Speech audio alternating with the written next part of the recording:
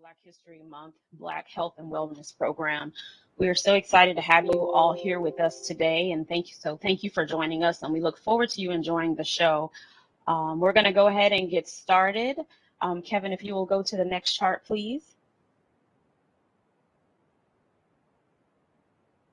So I am Kirsten White. I am the chair of the headquarters African American ERG called NACAL. And I'm here. I'm going to go through the agenda with you, and then I'm going to hand it over to get our program kicked off. So today we're going to have a welcome from Mr. Gregory Robinson, the director of the James Webb Telescope Program. Then we'll have a message from the Houston Rockets. We'll then transition into a fireside chat with NASA astronauts. So we're excited that they were able to join us for the program today, and we look forward to that piece of the program.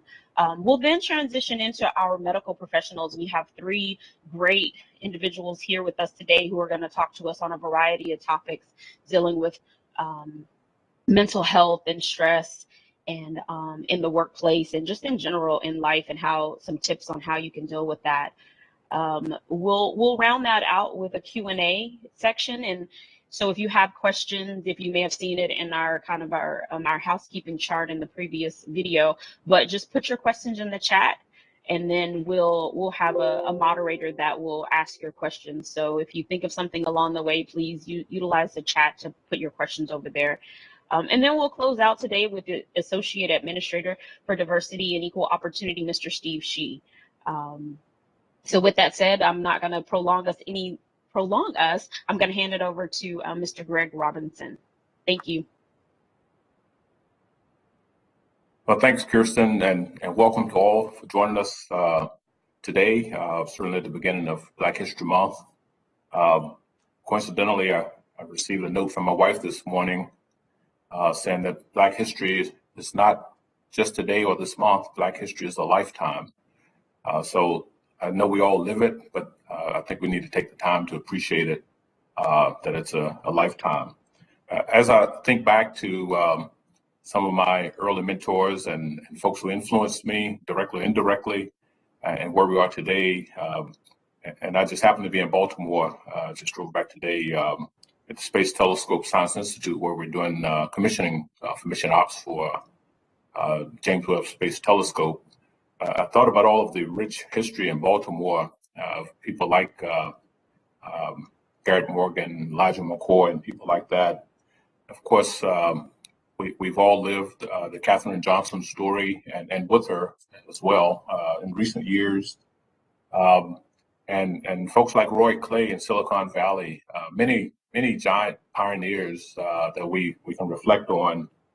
And of course, we can never forget our early explorers, particularly in space, Ed Dwight's and the Guy Bluford's, through, I'm drawing a blank on why I'm going to do that. Fred Gregory, also a mentor of mine, Charlie Bolden, and up through Mae Jemison, and there are many, many more who you will hear from today. And they're all pioneers in their own right and continue to influence our communities. And we thank them for that. And certainly you will hear a lot today about wellness, Black health, many giants there going way back a century. I have to remember what century I'm in. A couple of centuries ago, people like Rebecca Crumpler, of course, we had Charles Drew and Vivian Thomas. And even recently, I say young lady because I'm getting old, the young lady that played a lead role in discovering the vaccines for COVID. And I'll murder her first name, Kesmikir Corbett. But you can look her up and get her name just right. Just so many giants. And again, you will hear from many of them today. One thing I reflect on, and then I'll hand it off. We often say everything we need to know we learned in kindergarten.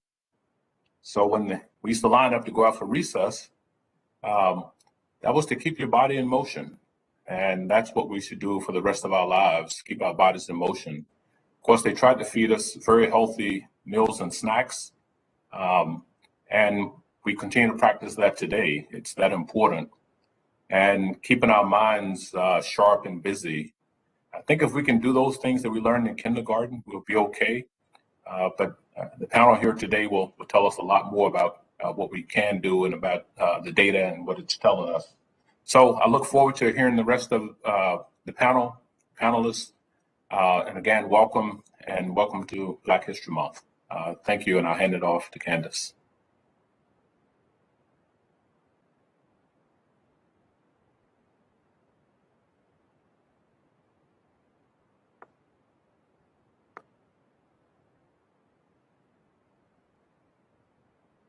Welcome to the 2022 Black History Month program.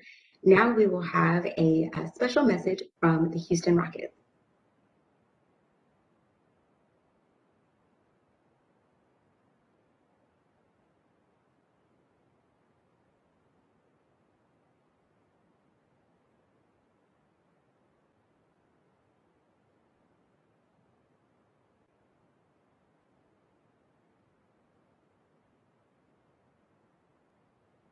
Hi, everyone. This is Armani Brooks from the Houston Rockets.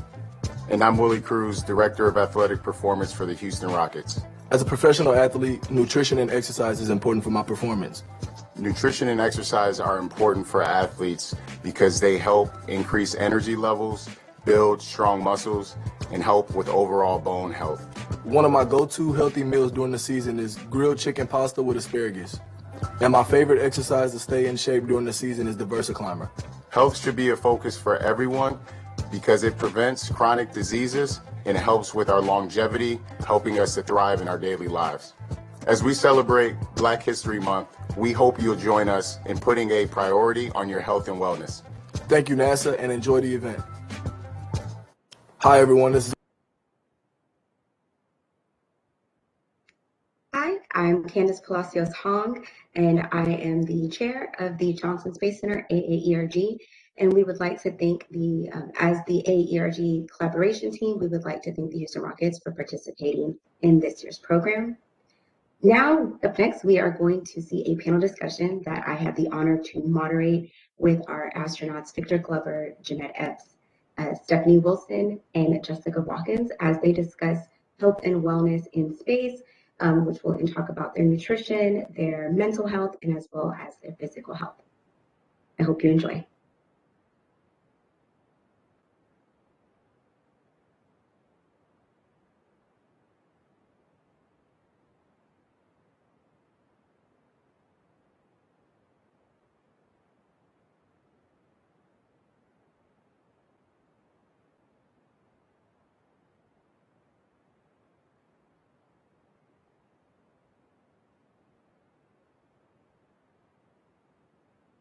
Welcome, everyone. I am Candace Palacios Hong. I support the Office of the Chief Financial Officer as the Space Technology Missions Director and Integrator for Johnson Space Center. And a large part of my job is bringing people together. So as the chair of the African American Employee Resource Group for Johnson, I am excited to have a panel discussion today with these 4 amazing astronauts. We have Jeanette Epps, Victor Glover, Stephanie Wilson, and Jessica Watkins. Each one has such an incredible bio. We could spend the whole day talking about them. I encourage everyone to go to nasa.gov/astronauts to get more information on them. But today, they are going to be talking about this year's Black History Month theme, which is about wellness. Coming from 4 different astronaut classes, 1 just landing and 3 preparing for new missions. They are going to have a great unique perspective about wellness. We'll be touching on mental health, nutrition, as well as physical health. So thank you again, the 4 of you, for joining me today about this discussion. So I'm going to start with Jessica. As you prepare for SpaceX 4, how are you preparing mentally for your extended stay?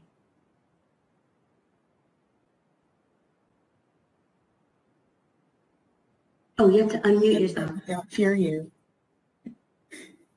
That would help. Yes, it's a great question. And, I think mental health and wellness has many parts to it. So when I think about how I prepare mentally, there's a lot of different aspects to that. But one of them that's really important for me is just investing in my relationships. The people around me are really what allow me to be mentally strong and mentally healthy.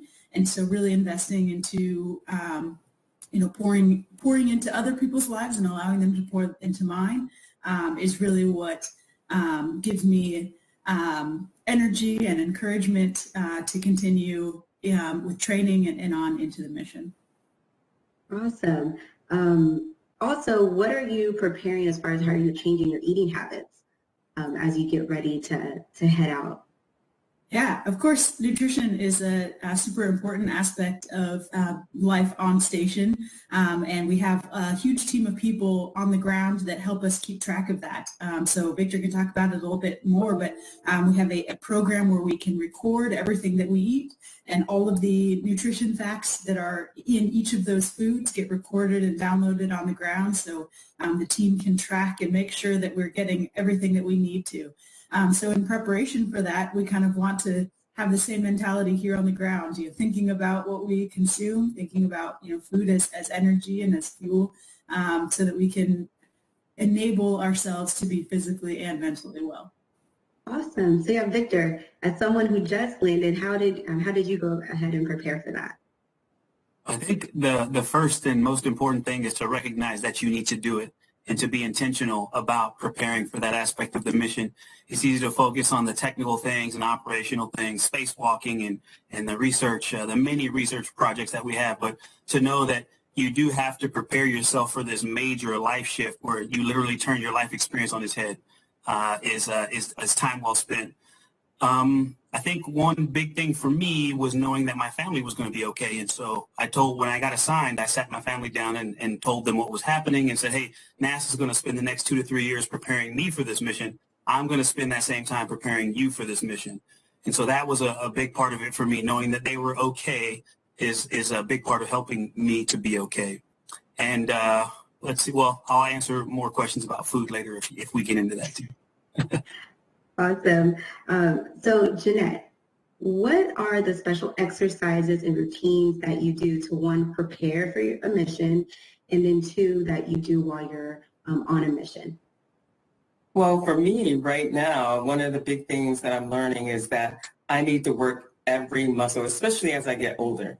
So like recently, one of the challenges that I had was doing the 100 kettlebell swings, per day, at least 3 or 4 times a week. So for me, that's just a way to build muscle from head to toe and build your entire body up to strengthen you so that when you do fly, you've got the strength, the mental capacity, you've got everything going for you.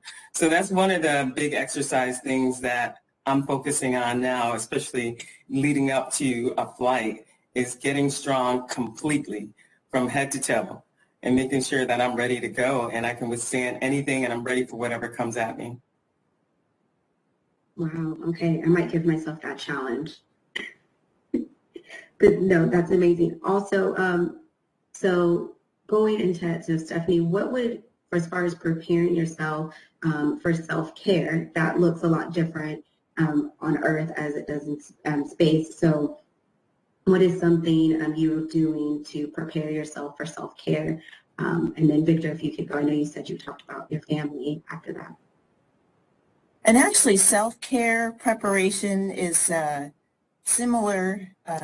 What we do on Earth, it can be similar to what we do in space. A lot of the work that we do leading up to the mission, the training, the preparation, preparing our families, and in order to be vibrant parts of the team, we have to express and be good at self-care on the ground. And that translates also into our work on orbit, being member of the team, working with mission control, being a good crew member, being a good teammate. Also, it's very helpful when the crew member experiences and participates and does self-care also. And so that is something that is constant throughout all of the work that we do, the training and the mission. Yeah, great questions. And I love, what these things are bringing up and how you're going to get a lot of different perspectives on it. And so I think that intentionality, again, is a big part of it. And because humans are we're creatures of habit. Yeah, I think it's important to have good habits. And like Stephanie said, you're not going to all of a sudden gain these new skills on orbit. In fact, that's a dangerous strategy if you're trying to wait till you're on orbit to do something. And so building good strategies on the ground, but also because, I just went from not having flown to having flown for the first time. And so that, unknown aspect of it creates this challenge and knowing that, hey, I'm going to get there and have to adjust on the fly as well. I mean, I've got the skills, the training. I've tried to do these things to take care of myself. One strategy that I took in preparing for this mission, listening to people like Stephanie, who was a mentor to me, and other folks who had recently returned, I knew that it was important to keep things simple. So keeping things simple allowed me to be flexible, and that allowed me to keep my stress levels low. So anything that, was a stressor that I could get rid of, there are going to be natural stressors, but things that I could control, I tried to keep it very simple so that when I got to space and things weren't exactly like they are on Earth, and now I have to adapt to living in weightlessness and managing this new problem set, that you can't effectively train for. You can't train for the integrated real world experience of living on ISS on Earth. It's just not possible. You get little pieces of it, but then you go to space and it's all together all day, every day. And so keeping it simple is one important aspect, in my opinion, of having an effective strategy for coping with stresses and health and well-being on ISS. And like I said, we're creatures of habit. So the other thing is thinking about mathematics and how you add up the area under a curve, integrals, right? It's essentially adding up little bits along the way. And so instead of thinking about these sweeping changes, it's January and people are setting New Year's resolutions, but really it's about small things that you can maintain forever, drinking more water, going to bed a little bit earlier and getting more sleep, things like that, as opposed to this new workout regime, having these small but consistent things that we can maintain, again, are an important part of good health and wellness strategy. Awesome. And so with that said, as you said, when you're in orbit, you're with a different group of people, right? You're not always, it's not always the same crew each time. So what is it like to be with different individuals where you're adapting to different personalities, and how important is everybody's, whether it's humor or, understanding, you said, if things are changing, how do you adapt to those different personalities in a very unique setting? Sure, I'll start. And that it is important to be adaptable, and that is also a skill that we look for when we select classes. We look for individuals who can be flexible and can be adaptable, can function as leaders and followers. And so that general theme carries through as we work with individuals in our office and also with other organizations. And then when we come to being part of a particular crew, and every crew is different, and so even as individuals, so we may have certain characteristics or certain things that we like. Different parts of our personalities may come out as we're with different crews, or different. We're able to, I guess I should say, focus and or stress different aspects of our personalities, and so we'll have a chance to, as we have different roles, function in different ways, doing different activities, but also having a chance to have some downtime, share stories, have some humor. That's also part of the off time or the personal time that we're able to share. And so those things, we do have a chance to experience those things, and it is important to be as flexible as possible and to know that one's role may change, or different aspects of personality may change with different crew members as being part of different crews. Well, I haven't flown, but I can add just from the experience of doing all these analog missions. And one of the things that, either your natural personality comes out, especially doing a NOLS class, that's the National Outdoor Leadership, living underwater or living in a cave. And all of these analog missions, you end up living with people who you don't normally spend time with. And you can spend a lot of time doing, like we talked about, the self-care, the nutrition, but also getting to know your teammates and doing team care as well. So I do think that the aspect of living together we can kind of get a little bit of taste of that here on Earth through all of the analog missions that we have. And even being deployed like with the military or in other places, you become very self-aware and you become more flexible, adaptable, and understanding of other people, so that when you do live with different people, you can be a little bit more understanding, a lot more understanding actually, and even more flexible. Yeah, I certainly echo what these guys have said, and would just add that, I think one of the unique things, one of the coolest parts about what we do on ISS is that we have to both live and work together, and live/play and work together, right? And so in many other environments, aside from the analog is a great example, but in a lot of work environments, we have to be adaptable and flexible professionally, and that's certainly true on board. But there's this added aspect of being flexible and adaptable in, kind of more of the living side of things, the in-between spaces and the everyday activities. And so I think that's where spending time together, really fully understanding each other, both as colleagues, but also as friends and as, peers, is what really makes ISS super fun. Just honestly, seeing these three ladies' faces, I mean, I would love, the four of us, I think, would make a great crew. I would love to fly with them, and it just, like Stephanie said, we put a lot of effort into picking people that exhibit adaptability and flexibility professionally. And when you get to this office, someone told me early on, I don't care what you're used to, I care what you can adapt to. I think that is a huge part of being successful in this job, is being able to adapt. But that's a hard thing to exercise, right? On Earth, we generally try to prioritize convenience and efficiency. And when you get to space, you're not always going to be in a situation where that is the priority. You're going to have to do things a certain way, and it's going to really require you to be adaptable. And so in trying to weave together a team that can accomplish the mission, this really complex mission of working and living on the International Space Station, we try to put the groups together on the ground so that they can get used to each other.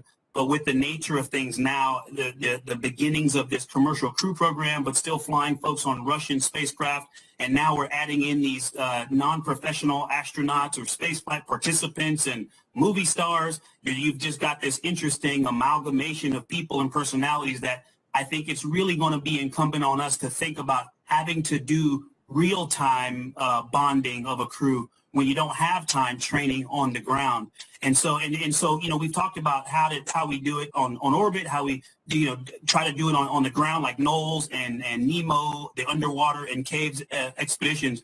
One of the reasons it's so important, though, there's a pragmatic side to knowing your crew and having an understanding of them. It's when things really are going normally, nominally, as NASA likes to say it. When things are nominal, you could take anybody from our office, put them together, and that mission's going to be fine. But when alarms start going off, or when the schedule gets really crammed and you got to work through weekend after weekend after weekend, that's when it's important to really have that tight bond. You can really help each other out. And when you know somebody well, you can notice when something is changed. Ike always smiles. That's my nickname, Ike. Hey, Ike is always smiling, and for this weekend, he hasn't smiled once. Something's wrong. Ike is always eating. He hasn't eaten a bite today. Something is really wrong if I'm not eating. So it's also important to know your crewmates so that you know when to check on them, because one of us or more of us are usually, or something called a crew medical officer, and that is a very important part of it, is the mental health and well-being aspect of healthcare as well. What is it like when you're the only woman and the woman of color in that room, and how does that affect you, mentally in that space? And there will be times when you'll be in orbit and you will be the only woman and you may be the only woman of color. How do you prepare for that and kind of stake your space in those environments? Being in these advanced graduate programs, we're constantly the only one.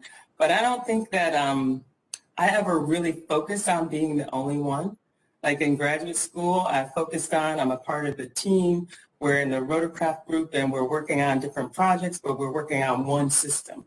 And so for me, it was never really a thing that I would focus on. So I always like to tell little girls, don't focus on being the only one in there, but what are you going to do? How are you going to contribute? How are you going to make your team know that you're invaluable, that you can be a go-to person to help the crewmates, help anyone if they need it, and get your job done as well. So being a part of the crew rather than being the Black female on the crew is what I focused on. And that's what I always focus on. In all of my jobs when I was on the team, I could have been the only American too. So I think as females, sometimes we do have a tendency to focus on that, but I think, and especially in a crew, like going to space, going to the moon, even being deployed in different places, focusing on the crew, being a member of the crew, how you're going to contribute, how you're going to make sure that your crew know that you're invaluable and that you're there for them. Jeanette speaks very good words, and my experience is very similar. As a child of the 60s and going to being in college in the 80s, there were very few women and people of color, particularly in the STEM fields, and I have seen that grow over time, and it's great now that there are more women and more people of color in the technical fields. We're not having to focus on being the only one. And for the crews that I've been a part of, there have been other women, and so that has been nice to share that experience as well. And I think it is important, as Jeanette says, to focus on being a good team member, whatever that means for a particular team.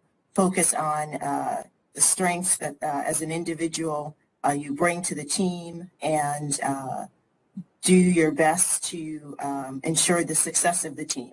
And that can look different for different teams, but it's more important to focus on the role and to be a contributing member of the team. I think it really is a decision that we make individually on how you're going to perceive the situation. It's difficult to fully ignore that fact, but you can choose to either see that as kind of a burden, burden of representation, or you can see it as an opportunity, as these guys have outlined for us, where we have the opportunity to show what we're capable of as individuals, and then in doing so, also pave the way for people that are coming behind us so that they are not the first or the only. And so the opportunity to lay that foundation and continue into that future, I think is the best way to look at it. And I just want to say that can create a challenging balancing act for you to navigate. And these three ladies, while it may, on the outside, they have done it with grace. And again, they're mentors to me. Even Jessica, who hasn't been here as long as I have, I've learned things from her as well. And watching them navigate that has truly been a personal and professionally enlightening thing. So they have also managed to do that with grace and poise and insight. And so it's not as easy as they make it look, but it is a challenge, and they have done it with amazing poise. And just kind of going into feeding on what you said was that, there are instances where you guys are the first. You were the first to do it. And what is your hope for, what's coming next, who's behind you, and what are you hoping that they see and they do as far as they continue in their journeys? Because being the first isn't always, there's challenges in that when you don't have a blueprint in front of you. So I commend all of you because, not having someone to say this is how you're going to do it, and this is how it's going to feel and what you're going to experience, there's a challenge in its own. So what are your hopes for those that are coming behind you? Yeah, I certainly agree that, I think ultimately the goal is for there to not be firsts in the near future, right? For there to limit the number of firsts. We get to a point where, having women of color, people of color, fill in the blank of whatever first it is, that is no longer a big deal because it's something that we do on a regular basis. That diversity is something that we see all the time. I think that's the end goal. And so to the extent that we can be a part of helping us get there, we're grateful for that opportunity to be able to step in and, be the first so that later on, the next person doesn't have to be the first.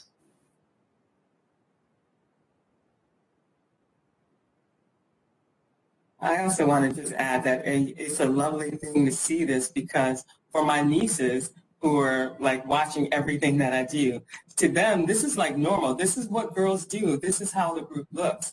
This is how people participate, where everybody, doesn't matter race, nothing matters, gender, we're all included and we're all doing this together. So it'll be like a normal thing. Oh yeah, that's just what we do. That's how we do it. So it'll be a nice thing where we do have like this whole notion of, hey, you're the first. Does that mean that we couldn't do it before? Or, why is it that we're the first now? So getting rid of that whole notion is going to be important for my nieces in particular. And I like all of those ideas and being able to pave the way for the future. And if we think about it in particular for space flight, we are still flying first in many areas. And if you draw the circle correctly, all of our colleagues are first. And he or she may be first in a neighborhood, a high school, an area, a particular area of a state, particular portion of the military test pilot school, or particular area, particular part of engineering. So we are all first. And so everybody can be, we can support everybody in that endeavor and in that effort, and then look to unifying that so that we, as an organization, are being sure to lay the foundation and set the framework so that our future can continue and we can continue to bring more people into the fold. I think the big idea that pops into my head when you say, what do I think about for future generations, based on the work that we've been able to be a part of, this awesome legacy, is that this isn't what defines us. It's a challenge to not be defined by this, like Stephanie was saying, and actually everybody's touched on this, but, there's lots of different firsts. And so it's easy. The PAO wants to label this. They want to put a label on it. And, I just wanted to go up there and be an astronaut, contribute, be a flight engineer, board engineer, and do my part. And to me, I think it'll really be telling when, like I think Jessica mentioned it too, when you go up there and no one has to talk about it being a first, because, as Stephanie said, you dice it the right way and you can say a first about everything. But when it just becomes normal, this is the way we do business. And this business is done by a group of people that looks like America or humanity at large. That to me is really something to celebrate, so I'm happy that we have this, group of people that have these firsts after their names, but I think all of us unanimously want to hurry up and get to the next one. First, one of the most important things, at least for me, I'm just going to talk for myself. For me, people wanted to talk about first, but when I was up there working, I was like, don't be the last. Don't be the last. Like, I don't want anybody walking away from this going, man, that guy, I don't want anybody else looking like him going because of what he did. So I wanted to go up there and then get back and have nobody remember anything out of the ordinary. If I went up there and played my role and came back and was not exceptional in a good or bad way, just I did my job, then, the next person comes in with a clean slate, or as much of a clean slate as possible. So when that's not notable, to me, that'll actually be progress. That's awesome. No, I appreciate your candor and your honesty. And Jen, I have 2 nieces, and yes, I think they've seen me, and it's changed maybe their dynamic of how they view a girl and working in finance, all those things. So I completely relate. So seeing their brains change their thought process, and they're just like, oh no, my auntie, she works at NASA, and she's, they think I'm an astronaut. I have to tell them that's not me. But yeah, I think also just changing those perspectives, even if in our own community, in our own families, that's a good starting point. What I did want to talk about, what we've seen uniquely in these last couple of years is a more attention towards social injustices that we are seeing in the United States. And a lot of people are having a difficulty time coping with that. Your situations are a bit unique because I know with Victor, you were in orbit at the time when the death of George Floyd was being widely publicized all over the news and being reported. How do you cope with those situations when you can't be with physically be with your loved ones during that time, whether it's you're in training or you're preparing and you're just not surrounded by your family and those that you care about. How do you cope when you see those types of images in those different scenarios? Yeah, Candace, this is a deep rabbit hole for me. I'll try to be brief. I think I'll give you one really pragmatic thing that I did a lot of, and that's writing. Writing helped me sort out feelings, put them out there, and in a controlled fashion. So I journaled, I wrote it in Word documents on my phone. And so I just put things on paper, and it helped me sort out things. And knowing I was going to be in a role where people were going to ask me questions and put a microphone and a camera in my face, it helped me collect my thoughts and again, prioritize them and put them in a way that I could communicate those messages effectively. But also in the process of doing that, I had to also metabolize the emotions that came with it. And it's interesting, you referenced George Floyd, and the world was thinking, I'm still amazed. I watched a protest that was folks in Germany chanting in English, George Floyd. And it was an amazing and interesting and also unsettling time in our country and all around the world. But a few names that really resonate with me are Aiyana Jones, a young lady who was killed during the filming of a police officer show. She was 7, and my oldest daughter was 7 at the time. And then Ahmaud Arbery, 25-year-old young man out, getting exercise, jogging around his neighborhood, and he was gunned down. And I jog around my neighborhood. And so those two cases really resonated with me. And before my launch, I spent a lot of time writing and thinking, but also sharing it. Actually, these 3 ladies here that are a part of this panel, I shared some of my thoughts and asked them questions. And so they were a part of my team. One of the things I talk about in this pandemic, these tough times, it really will help you figure out who your friends are. That's one of the benefits, one of the silver linings of these tumultuous times, is it'll help you figure out who your friends are. And so they helped me, knowing the personal connection, but the professional responsibility that comes with this position. And so having friends really helped. That was the biggest one. Writing and then talking to folks like the rest of this panel was a huge help for me.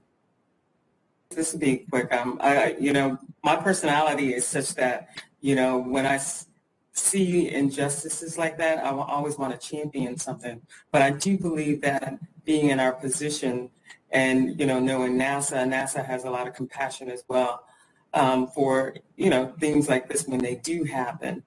And so it was very difficult to try to understand why these things were happening and what was going on. And like Victor, for me, writing was huge. But also, having a conversation with people like Victor, Stephanie, Jessica, and just having a pure, raw conversation about how you're feeling and getting it out. And it's not really venting, but just discussing, just to understand and try to wrap your brain around what's happening. Having that talk with people you love and people who understand and care about you, and even people who don't, just having an honest conversation really does a lot for my soul. And in situations like this where you want to champion the cause, you want to shout at the rooftops, you want to go talk to other people on, wherever you can, if you can influence things. But, situations like that, I think having a panel of people like this and having a real conversation really helped. And NASA had a lot of great conversations after events took place. And that really touched my heart to see how much NASA was allowing to happen and how much they championed this whole social injustice thing that was happening at the time. So.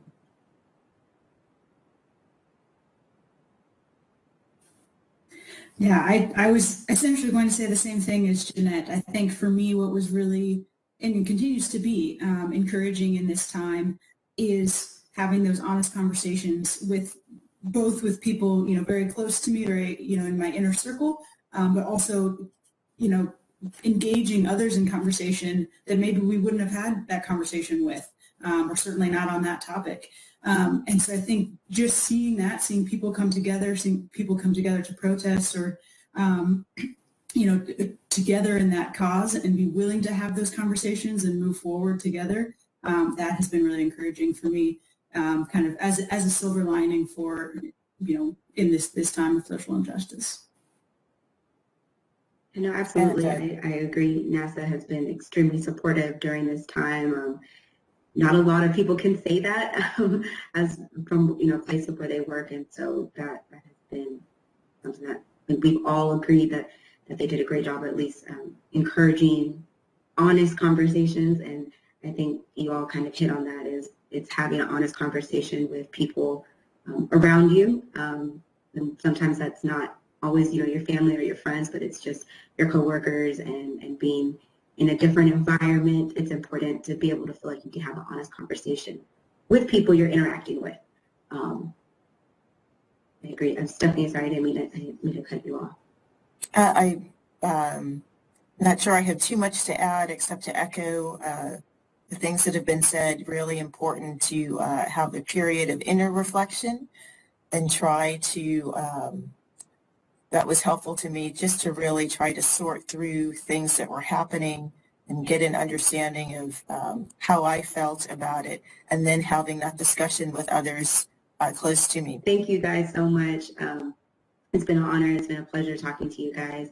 I'm a huge fan of all of you, so this is, this has been really amazing, and thank you again for your time.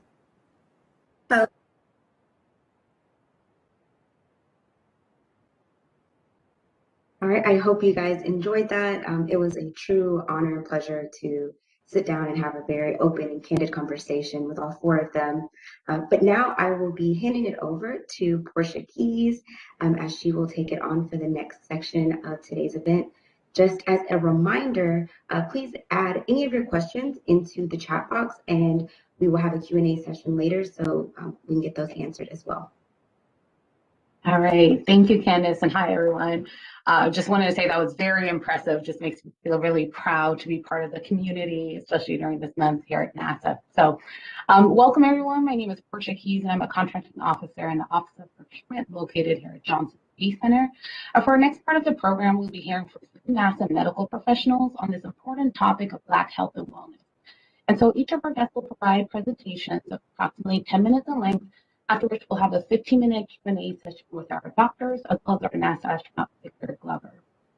Kicking off this section will be Dr. Umgeshoff, the Agency Occupational Health Physician for the Office of the Chief and Health and Medical Officer right here at NASA. She is a board-certified in internal medicine and pediatrics and completed her residency at Tulane University.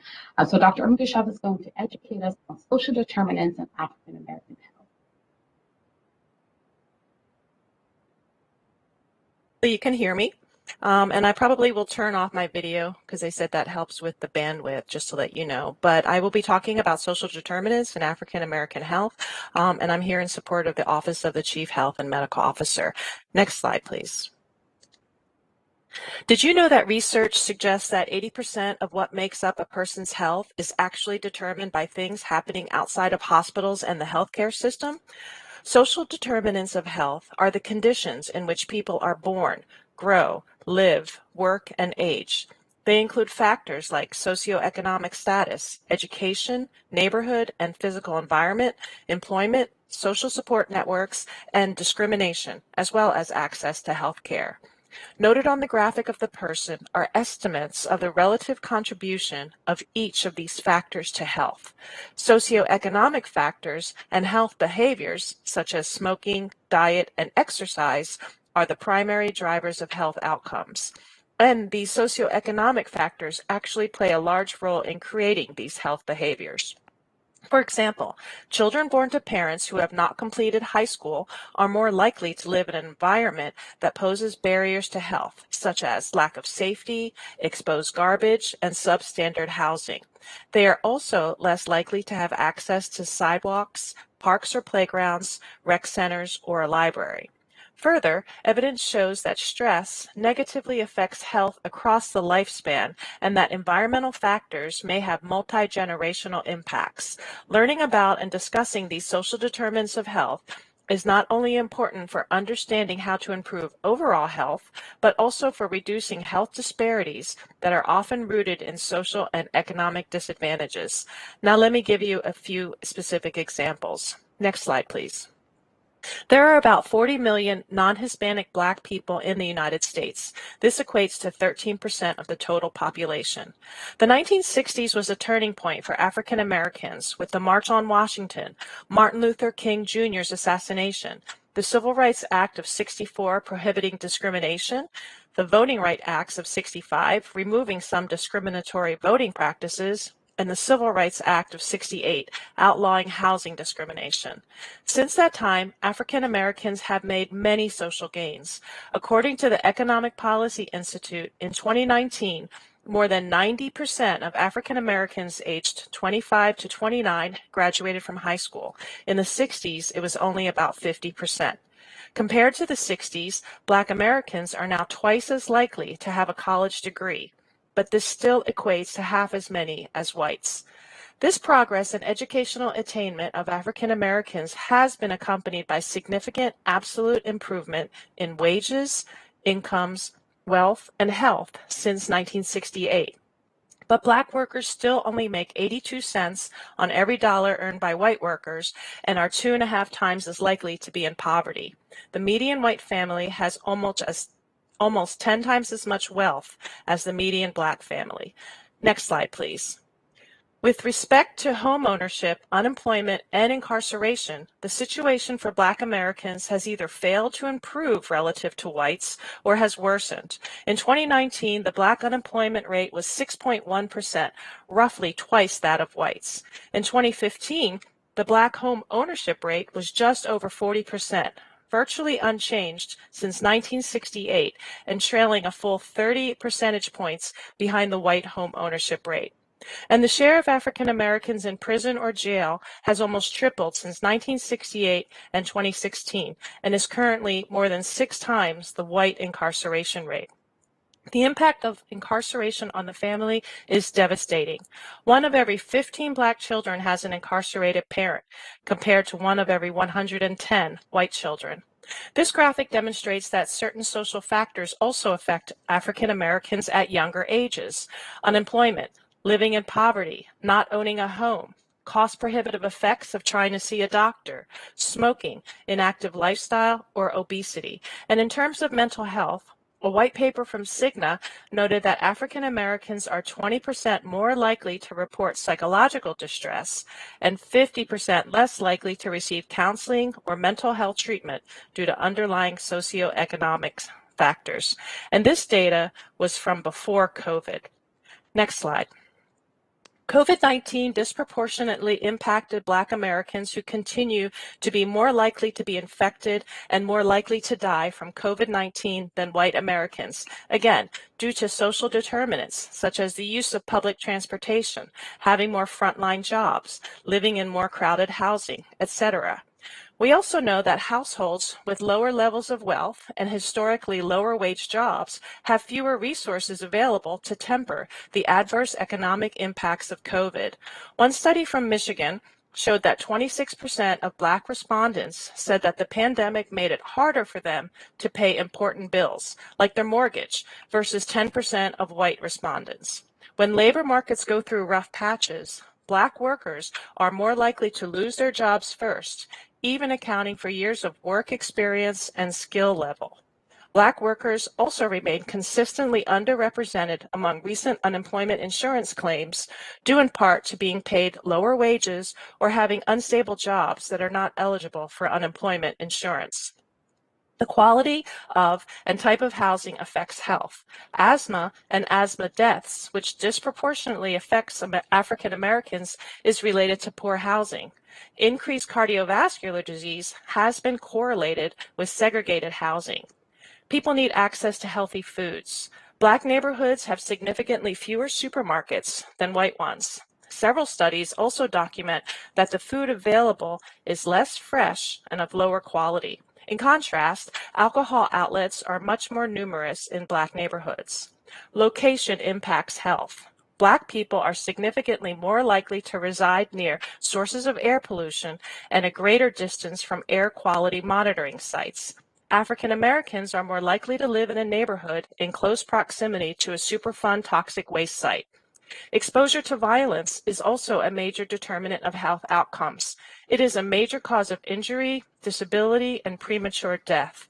There is a very significant lifelong inequity in exposure to violence for Black versus white Americans. Black male adolescents are 6 times more likely than whites to die of homicide, primarily through firearms. These young Black males are 4 times more likely to die from a gunshot than their white peers.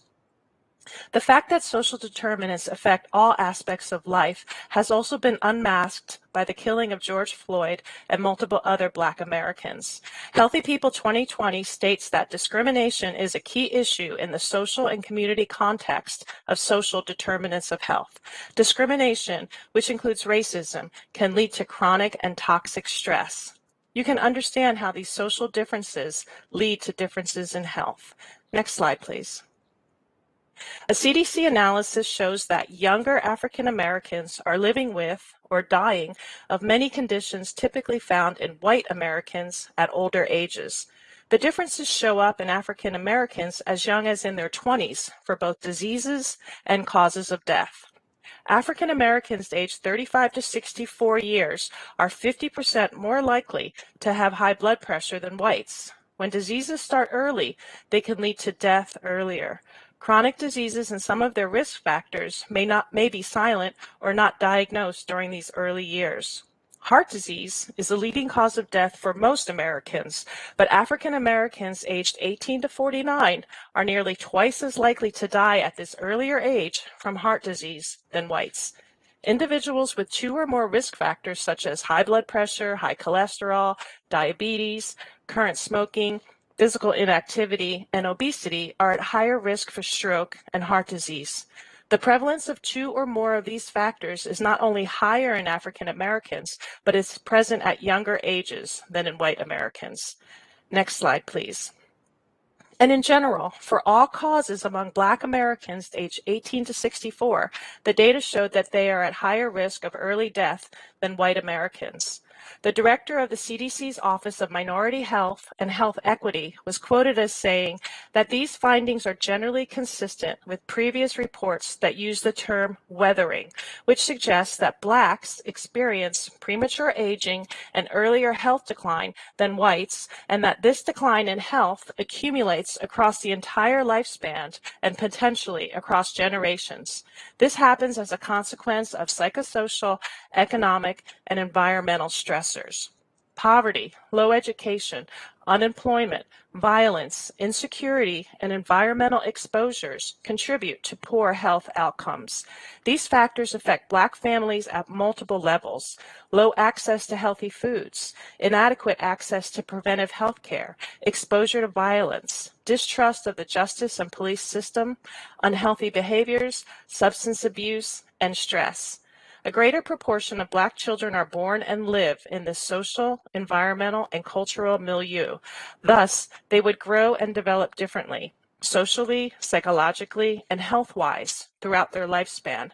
However, this resultant catastrophe of disparities is not the whole story of Black health. It is also important to emphasize that African Americans have been called upon to muster extraordinary strength of mind and body for the sake of psychological and physical survival. Instances of survival and health among Blacks under extraordinarily adverse circumstances represent the essence of resilience. To overlook this truth is to miss an opportunity to better understand not only Black resilience, but resilience as a universal human phenomenon, the science that underlies it, and how mechanisms that preserve health in the face of adversity may help end health disparities and promote health equity. Next slide, please.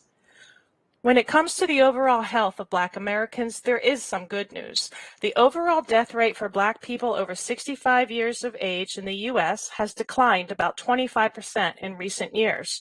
African American health is slowly improving, and many of the disparities we see in the chronic diseases are largely preventable. Through the study of these social determinants, we are learning how to tailor interventions to more strongly impact Black American health. To continue to improve African American health, we need to address these social determinants of health and focus on health in non-health sectors, such as faith and community organizations, education, business, transportation, housing, to create social and economic conditions that promote health starting in childhood with safe neighborhoods, healthy food environments, opportunities for increased physical activity, etc. Improving community resources and investing in Black communities to improve access to public safety, quality foods, public recreation, and medical care could also help further diminish these disparities. Excuse me. For this reason, it is important to highlight the role of these social determinants to inspire dialogue, to encourage further research, and to develop strategies to address them and their effect on health. As the lead author of the 2017 CDC study on the overall health of African Americans said, "Where we live determines our health. It determines our quality of housing, the schools we attend, and our employment opportunities. Individual behaviors are important, but one challenge we face is that we have to invest in the places where people live." Next slide, please.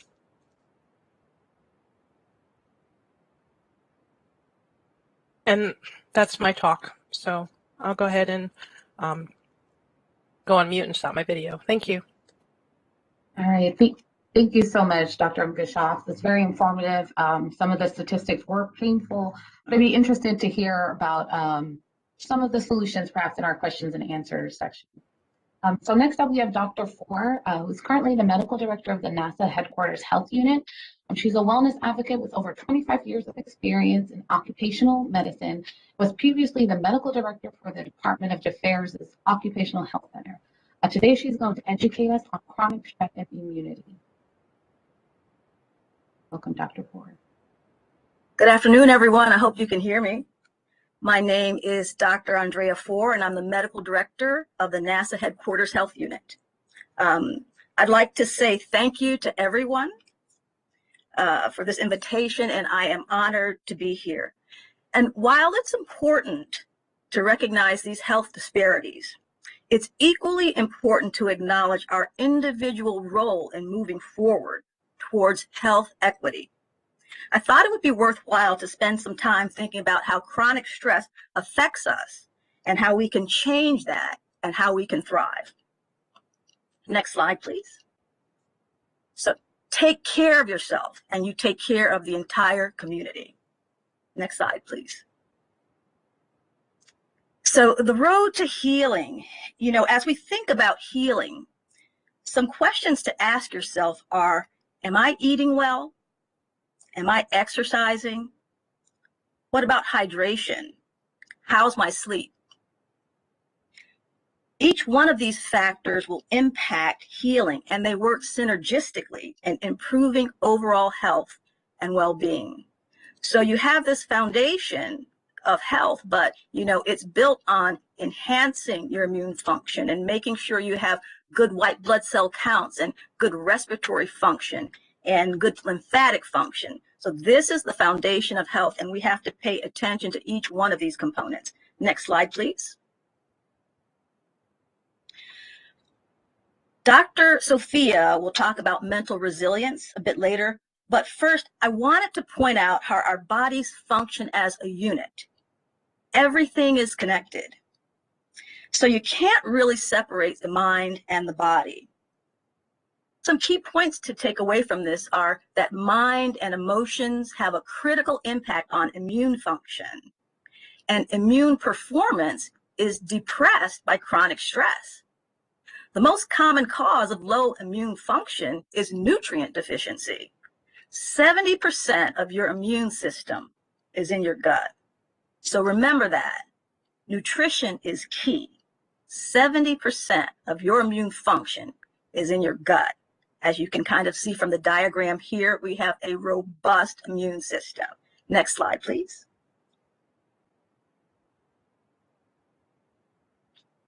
Next slide, please.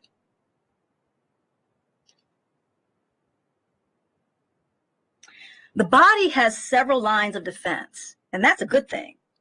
For starters, the macrophages and other innate immune cells are really our first line of defense in getting rid of bacteria and damaged cells. But we also have adaptive immunity, where certain cells are primed, trained, and capable of remembering the intruders. This is where vaccines come into play, and they help us to promptly recognize a foreign attack from pathogens such as bacteria or viruses. Now, our B cells make antibodies and sort of lock onto foreign cell surfaces, which marks them for destruction. They sort of handcuff the intruder. And finally, helper T cells both assist the B cells as they produce antibodies and summon killer T cells to the scene of the crime. These cells directly attack and destroy other cells that they're capable of recognizing. So this is a multi-layered defense mechanism. Next slide, please. The important thing to remember here is that the immune system is made of a variety of different cells that have unique functions and that need your support and attention. Next slide, please. Chronic stress depletes us in a myriad of ways and is insidious in the way that it exacerbates underlying illnesses.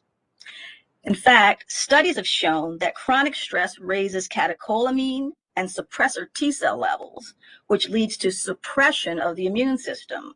The 2020 survey done by the American Psychological Association shows that among people of color, more than 2 in 5, or 44%, report that discrimination is a significant source of stress in their life. In fact, 48% of Black Americans reported discrimination as a stressor. So that when we look at the effect that this has on our bodies, it's truly eye-opening.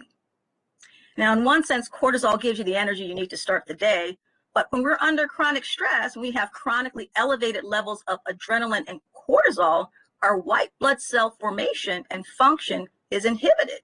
And this is what we use to fight off illnesses. You know, chronic stress leads to blood sugar problems, fat accumulation, compromised immune function, bone loss, and memory loss, among other factors. Next slide, please. So there's a fine line. There's a fine line here because in short spurts, stress hormones like cortisol can limit inflammation. But over time, increased cortisol levels lead to increased inflammation throughout the body. And this can lead to lymphocyte depletion, increased risk of infection, and even chronic diseases like diabetes. What we have here is a recent article that essentially points to the link between chronic stress and inflammation and being at increased risk for viruses as a result of this. Next slide, please. A poor diet can alter immune responses, so we need to consistently make the effort to give our bodies the raw materials it needs and it requires to heal and to thrive. So nutrients support the immune system by working as antioxidants to protect healthy cells. They support the growth and the activity of immune cells, and they also help in the production of antibodies. Next slide, please.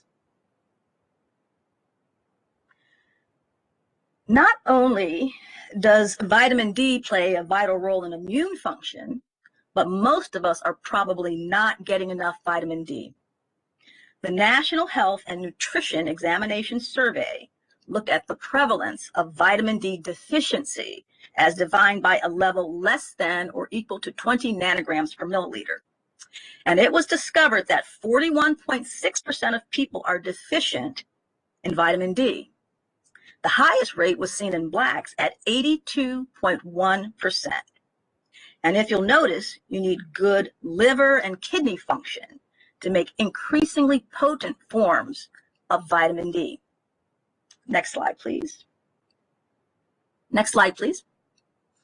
So in addition to promoting calcium resorption, which you're probably all familiar with, the evidence shows that vitamin D plays a role in the regulation of T cells, B cells, macrophages, dendritic cells, and more. And this means that there are vitamin D receptors in activated human immune system cells. The level should be a minimum of 20 nanograms per milliliter, but ideally 30 to 50 nanograms per milliliter, according to the Endocrine Society. Next slide, please.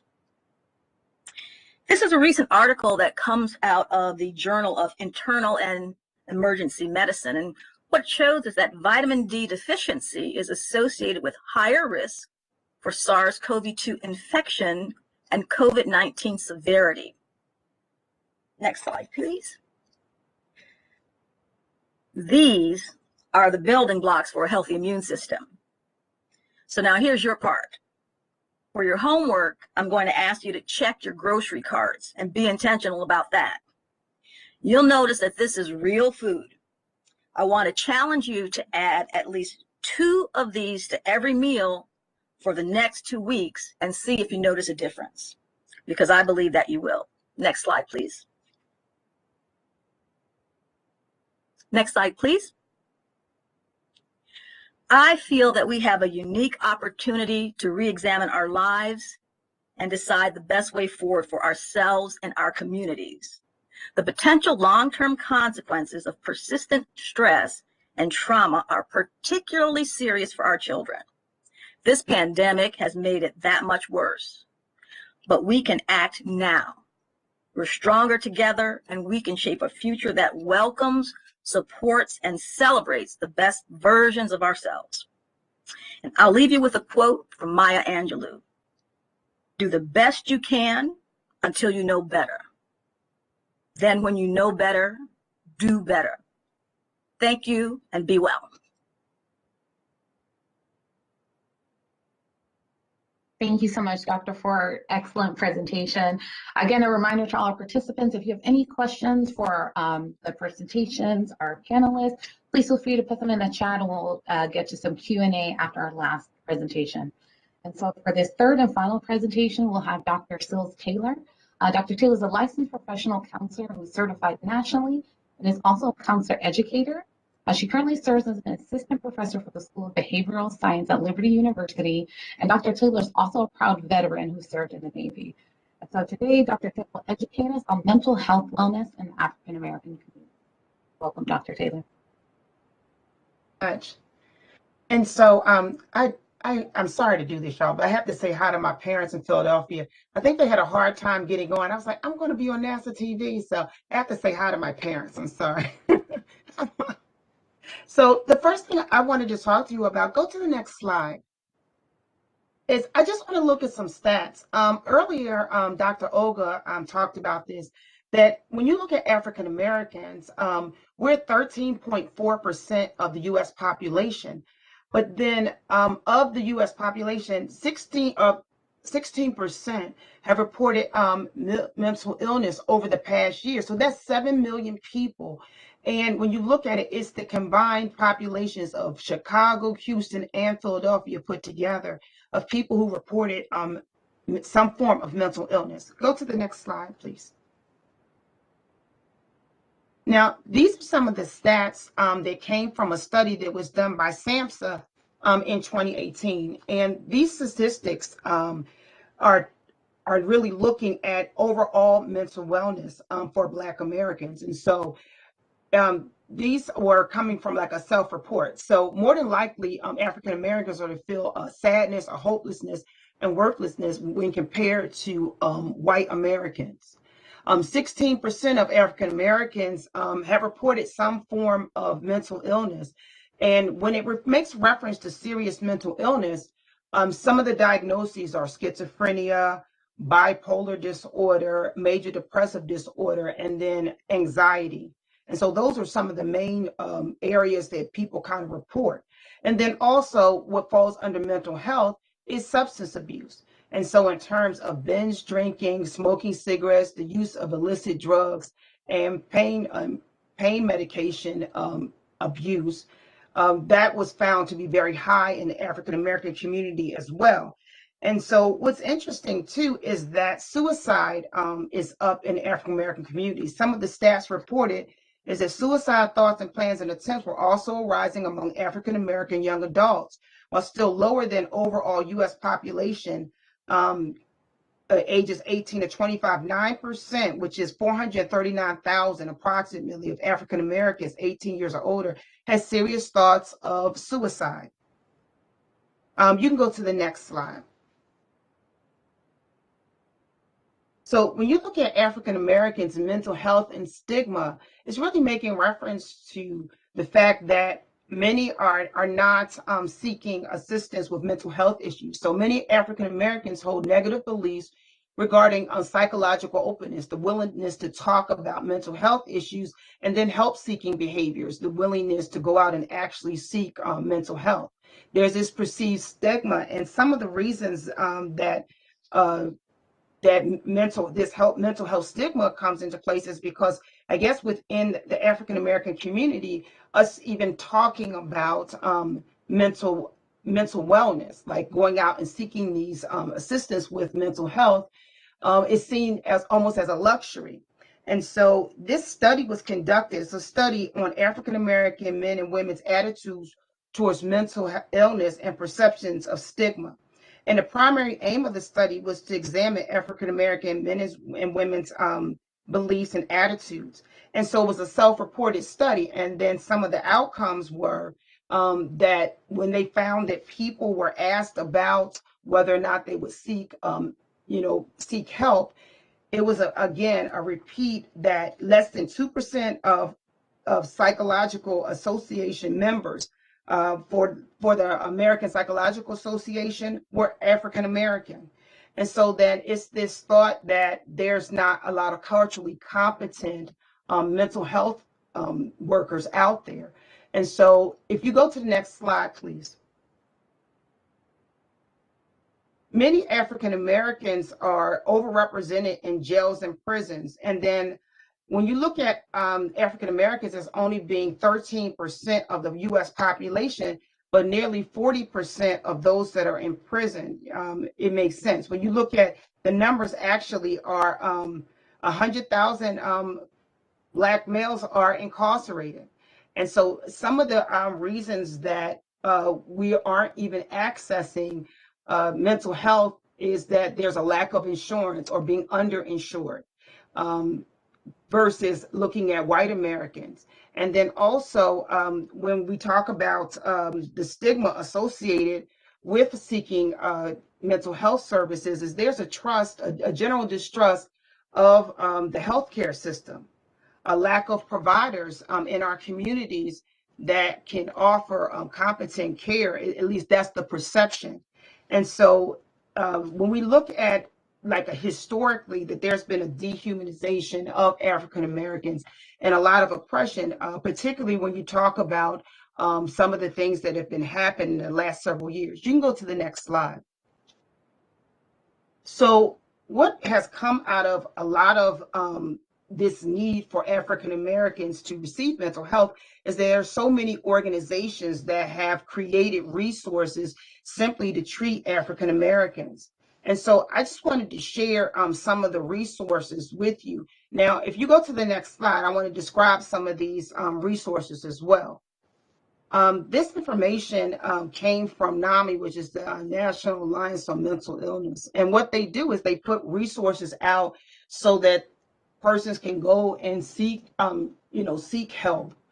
These various organizations have created space, particularly for African Americans. And so one of the organizations is the Black Emotional and Mental Health Collective, BEAM.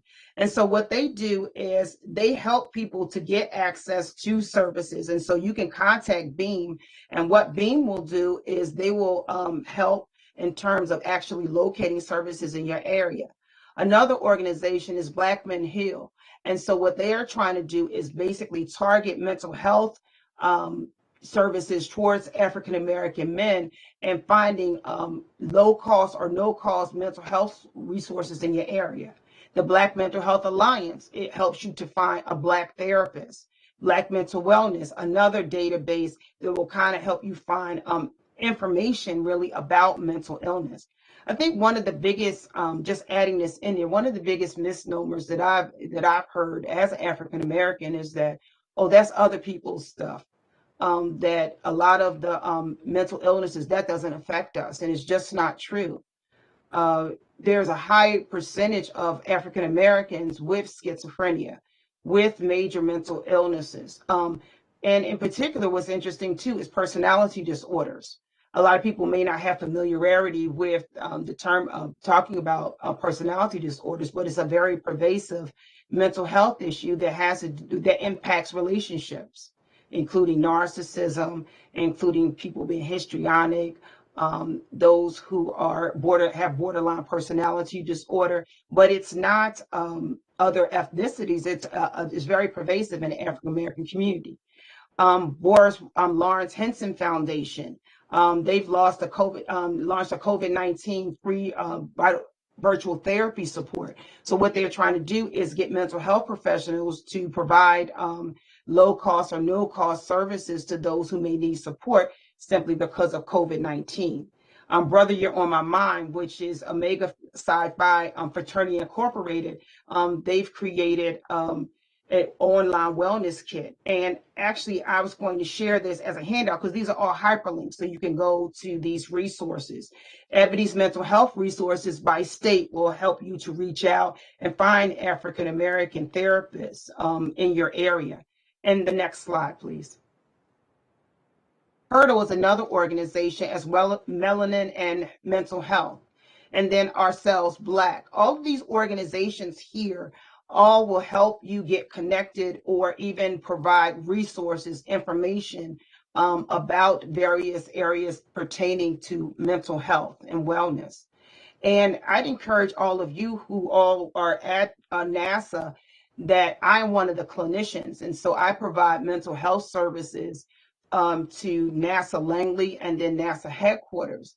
But each one of the NASA outlets all have mental health providers that you can access, and the services of no cost to you if you are a civil service employee. If in fact you are a contractor, then what we can do is help you get connected to a mental health resource that's with your company. One of the very interesting things that I heard when I was listening to the astronauts speak is talking about self-care and mental health wellness in terms of their mission. And I think that's a mission for all of us, to access mental health care and then also talk about it.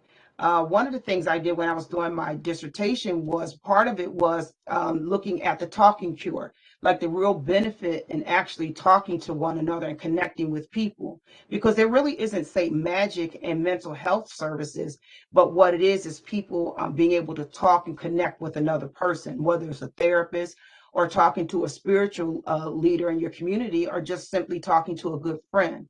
I think although formal reaching out for mental health services may not have always been a thing within the African American community, but I do believe that we've been reaching out to spiritual leaders, but in particular having those conversations within barbershops and beauty salons, and just talking when we're caring for one another collectively. I found that a lot of times when people were doing hair, being able to go and talk to someone, but that same talking, has been a support, I imagine, in our community. I found it to be a support. And so I just encourage you all to keep talking, to seek mental wellness, and then reach out if you need support from another person, because mental wellness is an imperative for our community. So that's it. Thank you so much for listening and allowing me to share with you. Thank you so much, Dr. Taylor. At this point in time, we'll continue to a 15-minute Q&A session with our three doctors, Dr. Bischoff, Dr. Ford, Dr. Taylor, as well as our astronaut, Victor Glover. So just give a moment for everyone to come online. And, we have to adjust the time to 8-minute panel, but we will go ahead and get started. So starting with the social determinants of health, one of the questions that we received was that what actions can be taken to improve the impacts of social factors on health in the African American community? Well, I know that there are more studies being done. Like I mentioned, I talked about resilience. I know Morehouse and Emory are doing a study on cardiovascular health and resilience in the African American community. And one of the things that they found was that neighborhoods that are right next to each other, but one neighborhood is higher in measures of social cohesion, knowing each other, knowing your neighbor, sharing, basically everything that Dr. Sills Taylor was talking about, actually have more resilience when it comes to cardiovascular health than others. So I think all of it, as I said, it's social, is really taking care of the whole person. I think Victor Glover talked about it also. It's your whole community and where you grow. And we really need to start, I believe, with the communities and helping them stay resilient, as Dr. Sills Taylor was discussing as well. In addition to, obviously, eating, if they have the resources, eating right, staying healthy, exercising, all those things. Does that help? Absolutely. Thank you so much. We had a question regarding nutrition. So what are strategies that can be implemented on a daily basis to improve our nutrition, to include our gut health, our physical health, all of that? Well, I think one of the important things to do, as Victor was saying, is to simplify your life, and to recognize that if you're going to be healthy, if your children are going to be healthy, you have to plan. So it does take effort. It takes consistent effort in terms of coming up with grocery lists and doing meal planning and, making certain that we're not always going for the easy thing. I'm a working mom too, so I know how it is, after work and trying to grab something before piano lessons or whatever. But if you take the time, to make a healthy snack, my kid is into hummus and carrots or just whatever. And if you buy Whole Foods, they'll have to eat Whole Foods because that's what's in the house. Don't let them drive your car to the store, right? So, a lot. So it does take, but it's planning. It is planning, and it's consistency, and it's effort. But like I said, I think the idea is, but make it simple. You don't have to have elaborate meals and snacks in order to be healthy. And then the other thing is, it is difficult sometimes to get a variety of foods, or, we've had deliveries that were inconsistent. And so I do personally take supplements. I haven't always taken them my whole life, but I take a multivitamin with iron now. I take vitamin D, I take iron, I take zinc. These are things that I've done since the beginning of the pandemic, and I feel well, I've been well. So, ideally we'd like to have this wonderful food supply across the United States, but we don't. And so there may be times when you do have to, you have to take a supplement and kind of, and support yourself in that way. But for now, I think that it makes sense. I do it for myself. I do it for my kids, and so I think that, like I said, to the extent that you want to dedicate yourself to being well, it takes some effort and it takes planning. No, absolutely. That's a great point. And you spoke on the pandemic. So that's actually a great segue to our mental health aspect that we've heard about. So both during the pandemic as well as in spaceflight, there's a fair amount of isolation. So what strategies would you all recommend for maintaining one's mental health while whether in periodic or longer term isolation? I think that we need to find various ways to connect. So right now, because of the pandemic, and we're kind of working separately, there are still ways for us to have some kind of social interaction. I think we're built for connection. I mean, really face-to-face connection. And so a lot of the therapy work that I do now is telehealth, but trying to connect, even if it's in small groups. But I think that talking, having conversation, it doesn't necessarily have to be physical, connection, but having Zooms. I mean, having family Zooms. My family actually started having a family Zoom and prayer line. That's something that my family is doing. And so just finding some kind of way to connect, even via Zoom, I think is effective.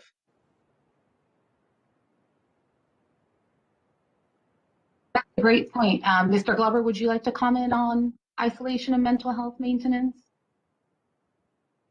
Absolutely. I think, that it's been mentioned before. I think Sophia just mentioned it, but, we're social primates, for all you biology folks and ecology folks out there, we're social primates, and you cannot get away from that. So in this period where we use this term social distancing, and I like to say physical distancing, right? We should be socially close still. So using all the different resources that we're probably all too familiar with now, like this one, but also I think about this, for example, this Sunday when I go to church, I'm going to physically go to church, but I'm going to wear my mask and I'm going to keep as much distance as I can, just so, in thinking about how we can connect physically, you need to be intentional, like with everything else, like with the eating healthy. You have to shop healthy to eat healthy, and you have to set up conditions in your life that allow you to interact in a healthy fashion, given whatever your, current state of health is. So my entire family's vaccinated and boosted. And so for us, it's important for us to go to church and do that emotional and spiritual well-being, but we do it safely in masks. We keep our distance. We use hand sanitizers, and we're not hugging and socializing between the pews as much as we would, outside the pandemic. But it's finding ways to do things smartly and thinking about the risks that there are. So, and the last thing I'll say, I think most of us are probably already thinking about those things. The last thing I want to say about this, and I don't know if I mentioned it in the recorded comments, but in this time where there are so many pressures, physical, economic, social, we have to be very good about being concerned about and giving grace to ourselves.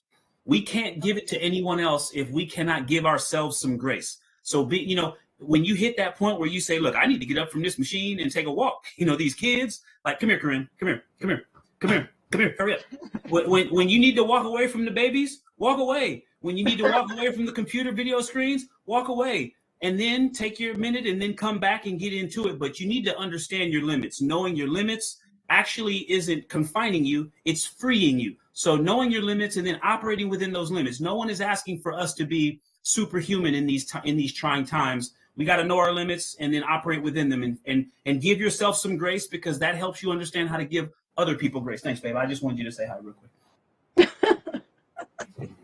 No, I completely agree. Those limitations are so important for all the aspects of health. And so with just a few minutes left, I'd love for you all, if each of you could just share one tip or something that someone could implement today to either reduce stress, improve their physical health, improve their mental health, just a takeaway to leave us with. That would be great.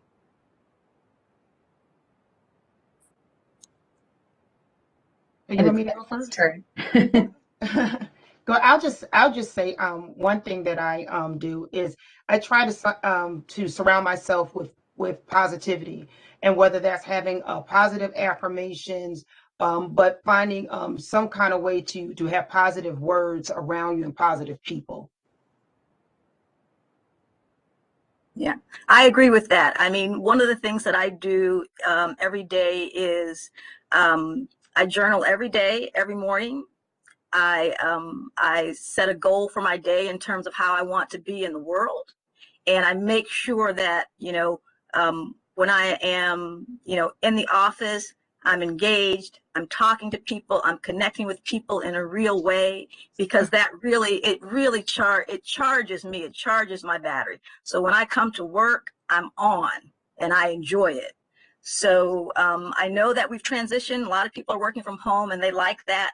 But when I'm in the office, I enjoy being in the office. So I think that no matter where you are, you have to make sure that you're engaged every day, and that, that you have a plan to be your best that day. And if you fall off, start again the next day. Yeah. And I would say it's not so much falling off, but I would totally agree with both of what these lovely women said. One is, give yourself that ability to, think of all the positivity in your life. Make sure you do it at night before you go to bed and reflect back on your day and come up with there's going to be something that was positive that day, and remind yourself that you did that. And I think Victor Glover mentioned it earlier. one thing at a time. You know what? Today, I really couldn't cook a really great dinner for my kids, but we were able to go out for a brief walk or whatever it was, you know, just that one thing that you did, and you need to focus on that and really, you know, let yourself be a human. We're not perfect. And then if I can just remind all of us, right, and it's something I'm constantly trying to practice myself, is that we are whole people. We're three-dimensional people. We don't get to just be our physical selves, our mental or intellectual selves, or our emotional selves. We are all of those things all the time.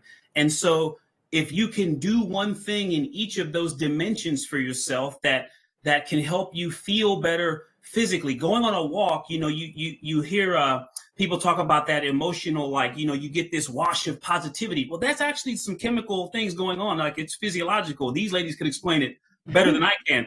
But, you know, there's also a lot of research out there that says one of the healthiest things you can do for your brain, you know, brain health, neuroscience says moving your body is the best. It's not ginkgo biloba, it's not Sodexo or crossword puzzles. It's physical activity. But then also, you know, it's fitness is defined as an organism's ability to respond to its environment. It isn't, you know, posing on the beach in big muscles. But if you think about being fit mentally, physically, and spiritually and emotionally, it's doing one simple thing over a long period of time. It's not this new diet for 2 weeks or this new workout machine or reading that one book by that great, I mean, it's a great book if you want to read it, but that one book isn't going to make a difference. But if you have healthy habits that feed you intellectually, that feed you emotionally and spiritually, and that are feeding you and helping you physically, little things over a long period of time are going to help that whole person wellness. Absolutely. Thank you guys so much. Those are excellent takeaways. Dr. Umgeshoff, Dr. Ford, Dr. Taylor, Astronaut Glover, thank you so much for participating. I'm now going to kick it over to Steve Shee, the NASA Associate Administrator for Diversity, Equity, and Opportunity, and Inclusion, for a few closing remarks. Thanks, everyone. My goodness, what a wonderful program this has been. The speakers have been just so informative and inspiring. I'm personally just energized and uplifted by this program. You know, Black History Month is such an important annual observance. It provides us an opportunity to preserve and expand our awareness of African American history. And this includes to understand the severe discrimination, the violence, and the injustices that African Americans have suffered. And it also gives us an opportunity to celebrate the extraordinary and inspiring resilience, the achievements, and the societal contributions that African Americans have also accomplished. This annual observance gives us an opportunity to further reinforce our commitment to an even better future with advanced diversity, equity, inclusion, and accessibility, DEIA. And even in times of great societal unrest, and we've had such challenging times recently, I remain so optimistic about our future. Our administrator and deputy administrator, in fact, our entire senior leadership team, is placing such a tremendous priority on DEIA. In fact, the administrator held his first executive council meeting of the year yesterday. And I'm happy to report to you that the one topic for the entire 2 hours of the meeting was DEIA.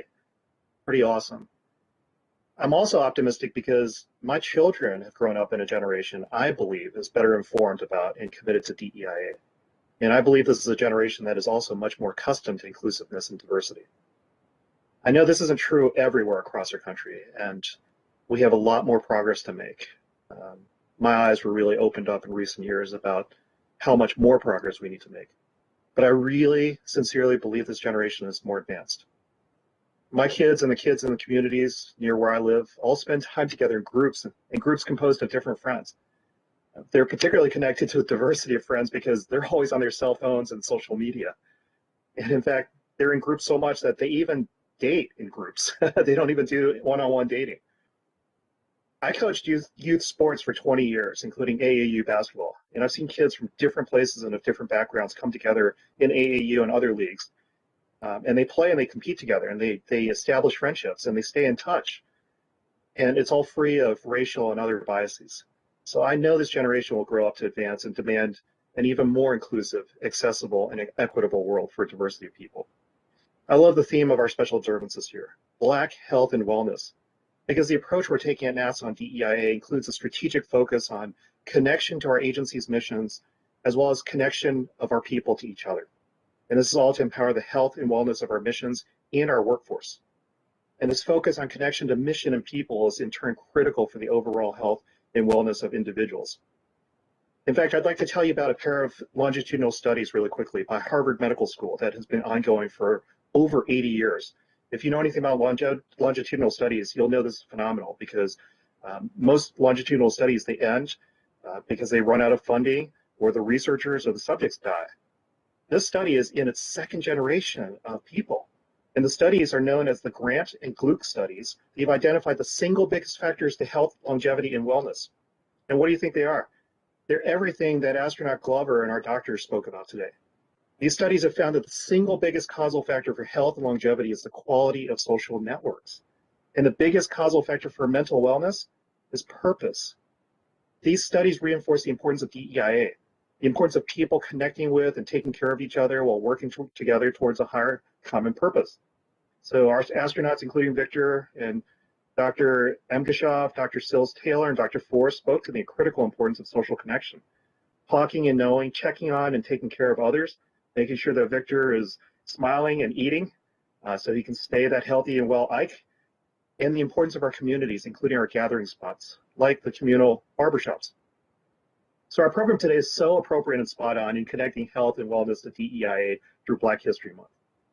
I'd like to thank NASA's African American Employee Resource Group collaboration team and all of our African American ERGs across the agency for putting together and hosting this event today, and for all you do to support and advance DEIA and to take care of the health and wellness of all of us. I'm so grateful for each of you today participating in this program, and I hope you enjoyed this program. I also hope you'll focus on your health and wellness and continue contributing to our agency's collective DEI efforts to empower the health and wellness of our agency and everyone. Thank you so much.